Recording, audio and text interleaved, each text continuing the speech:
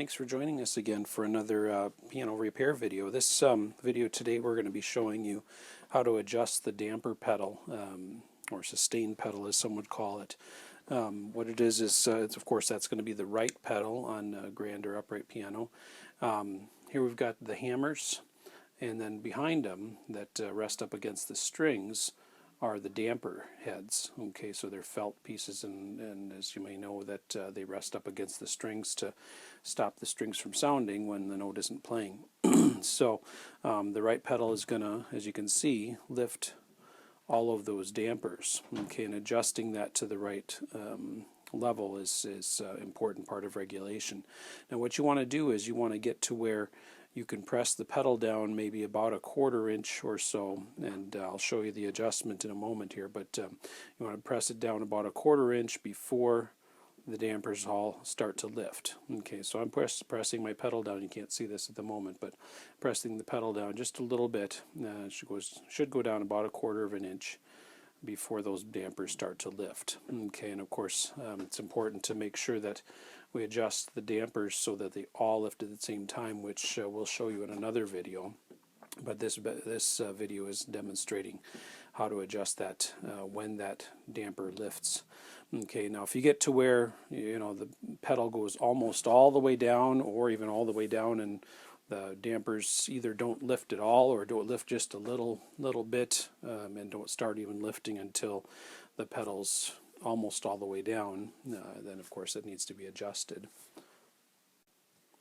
So here we've adjusted our view and to show the pedals and the mechanisms that adjust the pedal. I've taken the board off that covers up all the trap work, so we can see how to adjust that.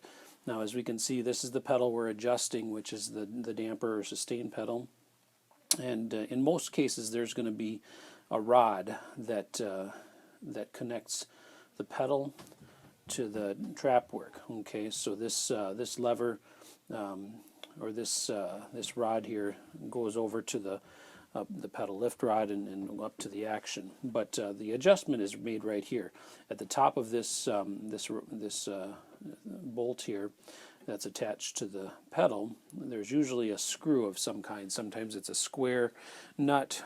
This happens to be a wing nut. So it's a fairly simple thing to adjust in most cases.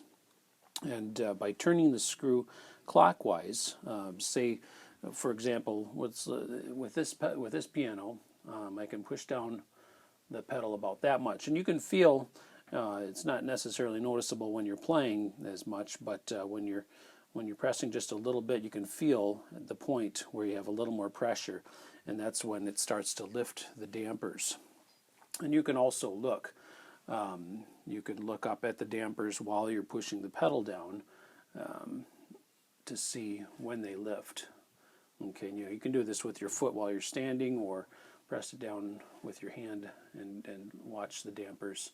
If it goes down a significant amount, it's going down about this much before the dampers are lifting, which is about the right amount. If it was going down, say down to here before the dampers started lifting, then you'd want to reduce the lost motion, which you do that by turning the nut or the wing nut clockwise, and that will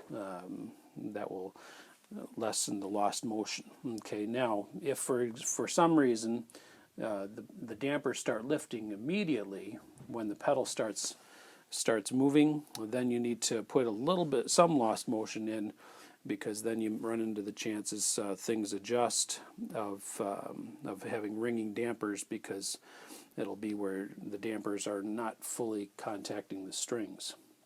So in that case, if there's no play movement before the dampers start moving, then you're going to turn the nut counterclockwise. Okay, and that will give you some lost motion into the play of the pedal. Okay, so for example, again, if you go almost all the way down, or down a significant amount before those dampers start moving, or it could be in some cases that they don't move at all with the pedal going down all the way, then you need to turn the screw clockwise.